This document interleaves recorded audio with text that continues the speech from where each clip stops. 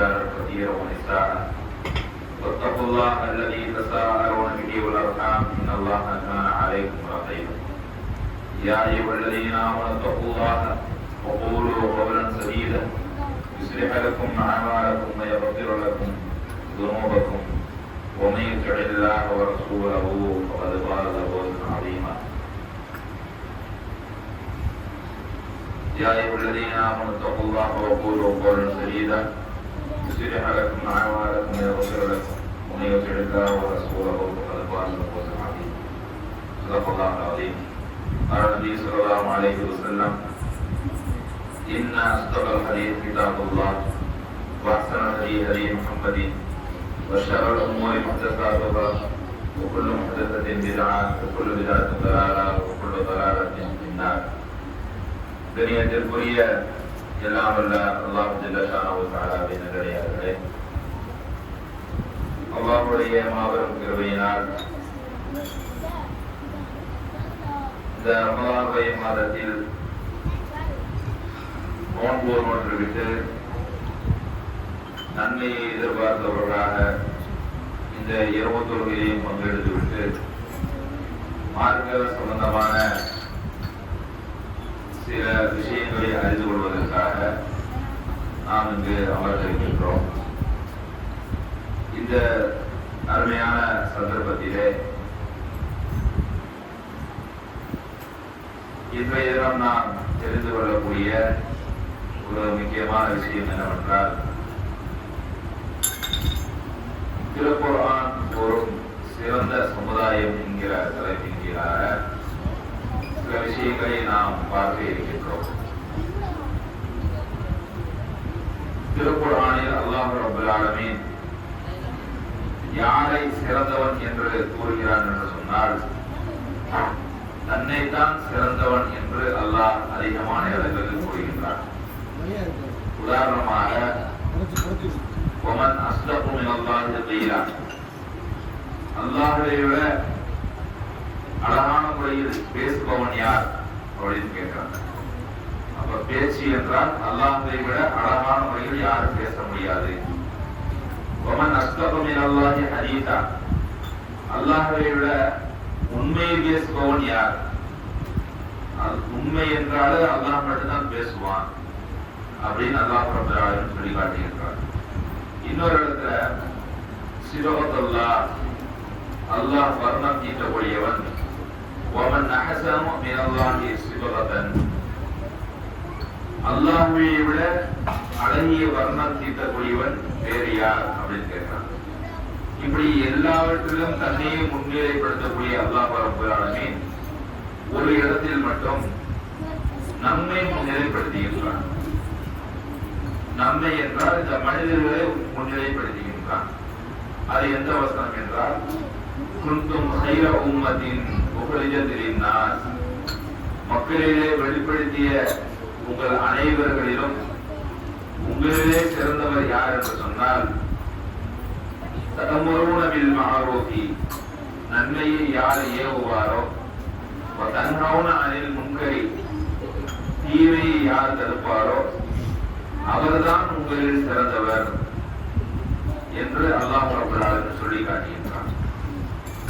ஏனென்று சொன்னால், நபிமார்களை அல்லாஹ் இந்த உலகத்திற்கு அனுப்பிய காலத்திலே நபிமார்கள் வாழும் பொழுது அந்த சஹாபா பெருமக்களுக்கு, அந்த நபி தோழர்களுக்கு இந்த மார்க்கத்தை மக்களிடத்தை கொண்டு சேர்க்க வேண்டும் என்கிற கட்டளை அவர்களுக்கு இல்லை.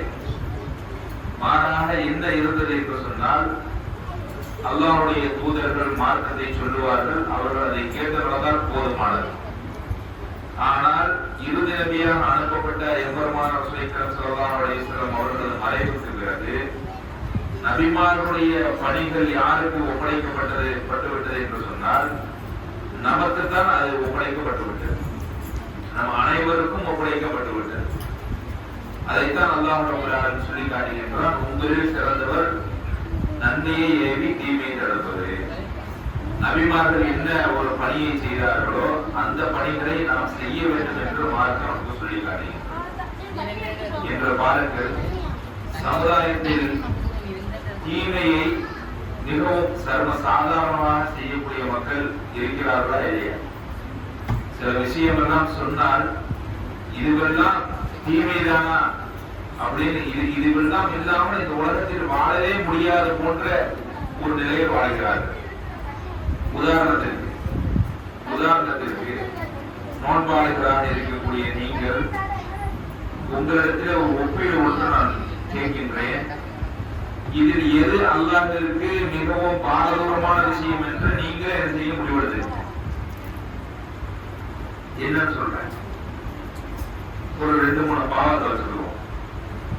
அதுல ரொம்ப பெரிய பாரதூரமான பாவம் என்ன செய்யவனா போகவனா, ஒரு சாதாரணமாக நினைக்கக்கூடிய சில பாவங்களையும் நாம் நினைக்கக்கூடிய ஒரு பாரதூரமான பாவத்தையும் நம்ம என்ன செய்ய ஒரு ஒப்பீடா வச்சுக்கிறோம். உதாரணத்திற்கு அல்லாஹ் ரப்பல் ஆலமீன் திருக்குர்ஆனில் சொல்லி காட்டுகின்றான், வலா தக்ரபுஸ் ஸினா, விபச்சாரத்தின் பக்கம் நெருங்காதீர்கள் அப்படின்னு சொல்லி காட்டுகிறான். இப்போ விபச்சாரத்தின் பக்கம் நெருங்காதீர்கள் அப்படின்னா ஆணுக்கும் பெண்ணுக்கும் அதான் சட்டம் இல்லையா?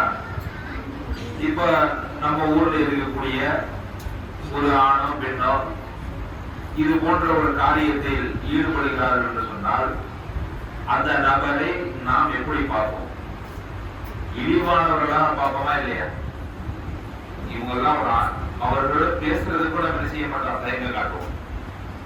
என்ன நீங்க இது பண்றீங்க என்ன செய்வோம்? அவர்களை ஒரு இழிவான நிலையில் தான் பார்ப்போம். காரணம் என்ன? அவர்கள் செய்யக்கூடிய செயல் அந்த மாதிரியான செயல். உண்மையா இல்லையா? இது ஒரு பக்கம் வச்சுக்குவோம். அதே நேரம் வங்கிகளில் போய் வட்டிக்கு அடமானம் வைக்கக்கூடியவர்கள், வட்டிக்கு பணம் எடுக்கக்கூடியவர்கள், வட்டிக்கு பணம் விடக்கூடியவர்கள், இவர்களை நாம் ஒரு நேரத்தில் எப்படி பார்த்தோம், இப்பொழுது எப்படி நாம பார்க்கின்றோம்?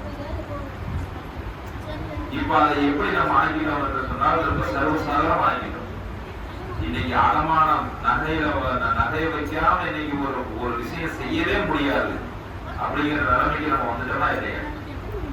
ஆனால் ஒண்ணு நீங்க யோசிச்சு பாருங்க, அல்லாஹ்விடத்தில் இந்த இரண்டுமே பாவம் தான் சரியா? விபச்சாரமும் பெரும் குற்றம் தான், வட்டி வாங்குறதும் பெரும் குற்றம் தான். ஆனால் அல்லாஹ்வுடைய பார்வையில் இந்த இரண்டில் எது பெருங்குற்றம் என்று சொன்னால் வட்டி தான் பெருங்குற்றம், வட்டி தான் பெருங்குற்றம். ஆனால் விபச்சாரத்தை நாம் தீயாக வெறுக்கக்கூடிய நாம், பன்றை இறைச்சியை தீயாக வெறுக்கக்கூடிய நாம், கோடி ரூபாய் தான் என்ன செய்ய மாட்டோம்? பன்றை இறைச்சியை அவங்க சாப்பிடுவோமா? ஒரு ஆள் என்ன செய்யறாரு, ஒரு லட்சம் ரூபாய் அனுப்பி ஒரு பன்றை இறைச்சி இருக்குது, இதை நீங்க சாப்பிடுவோமா? காரணம் என்ன? ஹராம், அருவருப்பானது அப்படின்னு நாம விளங்கி வச்சிருக்கிறோம். ஆனால் வட்டியை நாம எப்படி விளங்கி வைத்திருக்கிறோம் என்று சொன்னால் அதெல்லாம் இல்லாம இன்னைக்கு நம்ம இருக்க முடியாது அப்படிங்கிற ஒரு நிலைமைக்கு நாம தள்ளப்பட்டிருக்கிறோம். ஆனால் உண்மையா என்று கேட்டால் உண்மை அது கிடையாது. அது இல்லாம நம்மால் வாழ முடியும். ஆனால் ஆடம்பரத்திற்காகவும் வீண் பெருமைக்காகவும் அனாவசியத்திற்காகவும் இந்த வட்டியின் பக்கம் விழுகக்கூடிய ஒரு சூழலை நம்ம இன்னைக்கு பார்க்கிறோமா இல்லையா? நீங்க பாருங்க, தினசரி ஒரு பைக் எடுத்துக்கிட்டு தெரு தெருவாக என்ன செய்யறாங்க? பைனான்ஸ் கம்பெனிக்காரர் பேங்க்ல போய் அடமானம் வைக்கிறது ரெண்டாவது. ஆனால் வைக்கிறதுக்கு நகை இல்லாம இருக்கும். சில பேருக்கு எல்லாத்தையும் நகை இருக்காது. நகை வர்றாங்க வச்சு வச்சு வச்சு வச்சு கடைசியில் என்ன செஞ்சிடும்? அது மூழ்கி போயிருக்கும். அப்ப நகை இல்லாதவர்களுக்கும் இன்னைக்கு என்ன செய்யறான்? கடன் கொடுக்குறான். எப்படி கடன் கொடுக்குறான்? வீடு தேடி வந்துடுறான். உங்களுக்கு அக்கௌண்ட் மட்டும் இருந்தா போதும், உங்க புக்கு மட்டும் தாங்க, உங்க ஆதார் கார்டு மட்டும் தாங்க. மினிமம் ஒரு என்ன செய்யறோம்? 10,000 தர்றோம், 20,000 தர்றோம். நீங்க அதுக்கு என்ன செய்ய? 50% வட்டி கட்டிடுங்க. 50% பண்ணா 10,000 ரூபாய்க்கு 5,000 ரூபாய் வட்டி கட்டிடுங்க. 10,000 ரூபாய் நம்ம கடன் வாங்கணும்னு வைங்க, 15,000 ரூபாய் நீங்க என்ன செய்யறதுக்கு வட்டியை கட்டிடுங்க அப்படிங்கிறது. ஒரு வருஷத்துக்கு 15,000 தானே, ஒன்றும் பிரச்சனை இல்லை. 5,000 தானே, அதெல்லாம் பையன் வட்டி கட்டிடுவோம் அப்படின்னு வாங்குறது. இது ஒரு கம்பெனி. இன்னொரு கம்பெனிக்கார எப்படி வருவான்? அவன் எப்படி வாங்குறது? இப்படியே வாங்கி வாங்கி வாங்கி கடைசியில ஊரை விட்டு ஓடக்கூடிய ஒரு சூழலே இருக்கு. சில பேருக்கு அவர்கள் என்ன சொல்றது, அவர்களை கண்டால் ஓடி ஒழியக்கூடிய ஒரு முடிவான ஒரு சூழல் ஏற்பட்டு விடுகிறது. என்ன காரணம், என்ன நோக்கத்திற்காக பணம் வாங்கப்பட்டது? ஏதேனும் மருத்துவ உதவிக்காக வாங்கினீங்களா? ஏதேனும் தலைமுறை காரியத்திற்கு வாங்கினா ஒண்ணு கிடையாது. ஒரு பழைய பிரிட்ஜ் இருக்குது, அதை கொடுத்து புது பிரிட்ஜ் வாங்கினேன். இப்படி ரொம்ப நாளா இது ஒரு ஜாம மாறாம இருக்கு மாதிரி இப்படி அனாவசியமான செலவுகளுக்கு யாராயிரம் ஒரு புது சீலை எடுத்து கொடுக்கிறார், ஒரு புதிய சட்டை எடுத்து கொடுக்கிறார், ஒரு புதிய வாகனம் எடுத்தாரு. நீங்க பாருங்க, சர்வசாதாரணமான புதுமைக்கு வாங்குறாங்க. என்னடா புதுமைக்கு திடீர்னு வாங்கிட்ட 1,25,000 பைக்கு ஒன்றே அவ்வளவு காசு கேட்டா, யாருக்கு 1,25,000 இப்ப காசு இருக்குது?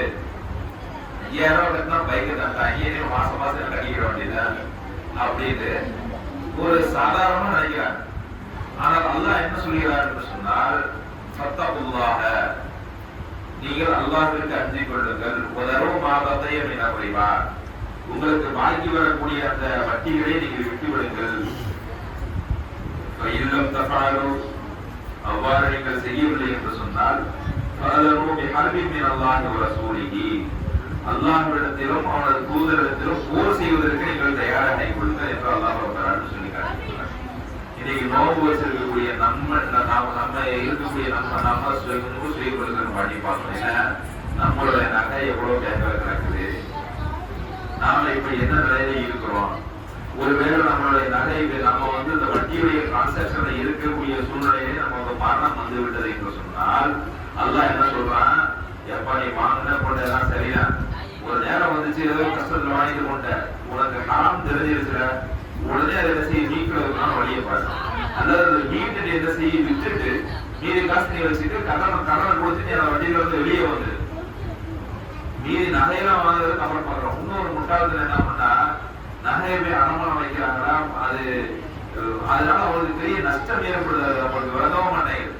அது நஷ்டத்துக்கு மேல நஷ்டம், நஷ்டத்துக்கு மேல நஷ்டம், அப்படியே தான் ஆகிட்டு இருக்கு. கேட்டா என்ன சொல்லுவாங்க, நகையை வித்தா வாங்க முடியுமா, வித்தா வாங்க முடியுமா அப்படின்னு சொல்லி கேட்கிறவங்க தான் கரெக்டா என்ன செய்யறாங்க, மாசம் மாசம் வட்டியை கிடையாது. மாசம் மாசம் நீங்க வட்டியை கட்டுறவங்களுக்கு மாசம் மாசம் அதே மாதிரி சிறு பணம் செலுத்தி எவ்வளவோ நகை சேமிப்பு திட்டங்கள்லாம் வந்தது. அந்த திட்டங்களை என்ன செய்யலாம், சாதாரணமாக ஹலாலான முறையில நீங்க நகை சேமிப்பு திட்டம்னா, இப்ப நீங்க ஒரு 1000 ரூபாய் இருக்குன்னு 1000 ரூபாய் இருக்குன்னா, அந்த 1000 ரூபாய் நீங்க குடிச்சீங்கன்னா நகை கடையில 1000 ரூபாய்க்கு எத்தனை மில்லி நகையோ அதனுடைய வர வச்சுருவாங்க. இதெல்லாம் ஹராம் கிடையாது. நாம கொடுக்கக்கூடிய பொருளை விட எக்ஸ்ட்ரா வந்தா தான் ஹராம். ஆனா நாம கொடுக்கக்கூடிய அவங்களுக்கு 5000 ரூபாய் கட்டுறீங்க, 5000 ரூபாய்க்கு அவன் என்ன செய்யறான், செய்கூலி சேதாரம் இல்லாம நமக்கு நகையா கட்டலாம்னா அது ஹராம் கிடையாது. ஏன்னா சில இடத்துல என்ன செய்வாங்கன்னா 11 மாசம் கட்டுங்க, நாங்க ஒரு மாசம் காசை கொடுத்துறோம் அப்படிமா, அது ஹராம். ஆனால் அப்படியே நம்ம கொடுக்கக்கூடிய பொருளுக்கு அப்படியே தான் அதுக்கு ஹராம் கிடையாது. எனவே இது போன்ற விஷயங்களை என்ன செய்யலாம், நகைகளை நாம் வைத்துக் கொள்ளலாம். ஆனால் அப்படிலாம் இல்லாம இன்னைக்கு சாதாரணமா நம்ம செய்யக்கூடிய விஷயம் இப்படி ஆகிவிட்டது. இதற்கு காரணம் என்னவென்று சொன்னால், நன்மை என்ன என்று தெரியவில்லை, அல்லது தீமைகளை சர்வசாதாரணமாக நான் நினைத்து விட்டோம். அதனாலதான் பாருங்க, இன்னைக்கு ஒருத்தர் யாருமே நன்மையை ஏறி தீமையை தடுக்க முடியாத சூழ்நிலைக்கு இருக்காங்க மக்கள் போயிட்டாங்க அப்படின்னா, எல்லாரும் பாவம் செய்யக்கூடிய மக்களாக இருக்கிறாங்க. அதனாலதான் யாருமே என்ன செய்ய முடியல, நாம போய் சொன்னா நீ என்ன ஒழுங்கா அப்படின்னு மக்கள் கேட்கிறோமா அப்படின்னு அஞ்சு என்ன செய்யறாங்க அப்படின்னா, யாரும் யாரிடம் சொல்லாத, யாரும் என்ன பாவங்களும் செய்யறாலும் கண்டுகொள்ளாத ஒரு சூழ்நிலை இருக்கிறா இல்லையா? இதே மாதிரி சூழ்நிலை போச்சு அப்படின்னா, அல்லாஹ் அந்த சமுதாயத்தை வன்மையாக தண்டிக்கக்கூடிய ஒரு முடிவை எடுத்து விட்டார் சொன்னால் நம்ம அல்லாஹ் தான் பாதுகாக்கிறோம். ஏன் இன்னைக்கு பாருங்க, அல்லாஹ் அதுக்குதான் யூதர்களுடைய காலத்திலே யூதர்களுக்கு அல்லாஹ் என்ன செய்யறான், நிறைய அத்தாட்சிகளை வழங்குறான், நிறைய அருட்கொடைகளை வழங்குறான், நிறைய அத்தாட்சிகளை வழங்கிறான், நிறைய அருட்கொடைகளை வழங்கிறான். அவன் என்ன செய்யறான், மாறு செஞ்சுட்டே இருக்கிறான். யூதர் என்ன செஞ்சிருக்கான், யகூதிகள் அல்லாஹ்விற்கு மாறு செய்து கொண்டே இருக்கிறான். கடைசியில் அவனுக்கு சோதிப்பதற்காக அவன் என்ன செய்யறான், ஒரு சின்ன விஷயத்தை ஒரு சோதனையா போற பாருப்பா, நீ சனிக்கிழமை மட்டும் என்ன செய்யாத, மீன் பிடிக்க போகாதான், சனிக்கிழமை மீன் பிடிக்க போகாதான். சனிக்கிழமை அல்லாஹ் ரப்பல் மீன் பிடிக்க போகாதுன்னு சொல்லி அவனை சோதிப்பதற்காக வேண்டி என்ன செய்யறான், சனிக்கிழமை அன்னைக்கு மட்டும் என்ன செய்யுது, கடல்ல மீன்கள் அதிகமாக தென்படக்கூடிய ஒரு காட்சி எல்லாம் ஏற்படுறாங்க. அப்ப அதை பார்த்தோம்னா அவனுக்கு ஆசை வருது. ஆஹா, இவ்வளவு மீன்கள் அப்படியே துள்ளி குதிக்கிற, இதை நம்ம மிஸ் பண்ண அப்படின்னா இதே மாதிரி மீன்கள் மற்ற நாள்ல வராத, இன்னைக்கே பிடிச்சாதான் பிடிச்சிருக்கக்கூடிய அப்படின்ட்டு அந்த மீன்களை பிடிப்பதற்கு அல்லாஹ்வுடைய கட்டளை இப்படி மீறக்கூடிய அந்த சூழ்நிலையில அங்கே 2 சமுதாய மக்கள் இருக்காங்க. ஒருத்தவங்க என்ன செய்யறாங்க, ஏப்பா அல்லாஹ் உங்களுக்கு இப்படி தடை செய்திருக்கானே, இந்த நாளில் நீங்க மீன் பிடிக்க கூடாது, அதையப்பா நீங்க எப்படி செய்யறீங்கன்னு ஒரு கூட்டம் தடுக்கிறாங்க. இன்னொரு கூட்டம் என்ன செய்யறான், அதையப்பா அவன் எப்படி நாசமாக வைத்து போறான், அதையப்பா என்ன செய்யறான் அவன் போட்டு தடுக்கிற, அது அவனாச்சும் அல்லாஹ் வச்சு நீங்க சில பேர் சொல்றாங்களா இல்லையா, நாம ஒரு நன்மை ஏவி தீமையை தடுக்கக்கூடிய பிரச்சாரம் பண்ணாமன்னா இந்த தௌஹீத்வாதிகளுக்கு வேலையே இல்லை. மக்களுக்கு எது நன்மை எது தீமைன்னு தெரியாதா என்ன, அவனுடைய கபருக்கு அவன் தேடிக்கிறான். அதை போய் நீ சொல்றதெல்லாம் ஆக போதா, நீ சொல்றதெல்லாம் திருந்த போறானா அப்படின்னு கேட்கிறாங்க. ஆனால் அல்லாஹ் என்ன செய்கின்றான், இன்று 2 சாரார் என்ன செஞ்சா அழிச்சுட்டான். யாரை அழித்து விட்டான் என்று சொன்னால், யார் வரம்ப மீறினார்களோ, யார் மீன் பிடிக்க சென்றார்களோ அவர்களையும் அழித்தான். யார் அந்த நன்மை ஏவி தீமையை தடுத்த மக்களிடத்துல போய் இப்படி போய் சொன்னாங்க, என்னது அவர்களை எப்படியா நீங்க நன்மை ஏவி தீமையை தடுக்கிறீங்க, அவன் போக விடுங்க, நீ எவன் அந்த தீமையை செய்தவர்களுக்கு துணை போகக்கூடிய அளவில் பேசினார்களோ அவர்களையும் அல்லாஹ் தண்டித்ததாக குரங்குகளாக மாற்றி அவர்களை இழிவடைய நிலையில் மரணிக்க செய்தான் அப்படிங்கிற வசனம் திருக்குறான்ல ஒரு சம்பவமா சொல்லிருக்காங்க. இப்ப யாரை மட்டும் காப்பாற்றினா, நன்மையை ஏவி தீமையை தடுத்த மக்களை காப்பாற்றணும். காரணம் அவர்களோட சிறந்த சமுதாயம் என்பதற்காக. அப்ப சிறந்த சமுதாயமாக நாம் மாற வேண்டும் என்று சொன்னால், முதலில் நாம் சுய பரிசீலனை செய்து கொண்டு நம்மிடத்தில் இருக்கக்கூடிய தவறுகளை எல்லாம் நாம் முதலில் கலைந்து விட்டோம் என்று சொன்னால், நமது ரசூல் சொல்றாங்க, ஒரு மாதத்துல ஒரு மூலிகை என்ன கடமை என்று சொன்னால், ஒரு தீமையை கண்டால் கைகளால் தடுங்கள் அல்லது நாவுகளால் தடுங்கள். அதுவும் உங்களுக்கு முடியலையா, அந்த தீமையான காரியத்திலிருந்து நீங்க செய்ய மனம் வெறுத்து அந்த தீமையில நீங்கள் விலகிக் கொள்ளுங்கள். அப்படி விலகிக் கொள்வதுதான் இருக்கிறதே பலவீனமான நிலை என்று ரசூல் சொல்றாங்க. எனவே இன்ஷா அல்லாஹ் இந்த ரமலானுடைய இந்த மாதத்திலே அல்லாஹ் வாய்ப்பளித்த இந்த அருமையான வேலையிலே நாம் நம்மை சுய பரிசோதனை செய்து கொண்டு நாம் முழுமையாக நல்ல மனிதர்களாக சாலையான மனிதர்களாக மாறி நாமும் நன்மை ஏவி தீமையை தடுக்கக்கூடிய சிறந்த சமுதாயமாக மாறுவதற்கு